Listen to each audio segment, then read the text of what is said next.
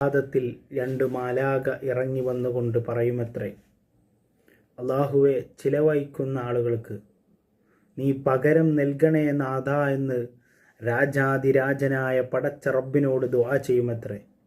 എന്നാൽ പ്രിയപ്പെട്ടവരെ, ഒരാൾക്കും കൊടുക്കാതെ കിട്ടിയതെനിക്കും എൻ്റെ കെട്ടിയോൾക്കും അടിച്ചു പൊളിച്ച് രമിച്ച് ജീവിക്കാനാണെന്ന് പറഞ്ഞുകൊണ്ട് പിടിച്ച് പിശുക്ക് കാണിക്കുന്ന ആളുകൾക്ക് അവരെക്കുറിച്ച് മാലാഖ പറയുമത്രേ, അല്ലാഹുവേ, അവർക്ക് നാശം നൽകണേ എന്ന് രണ്ടാമത്തെ മാലാഖ പറയുമത്രേ.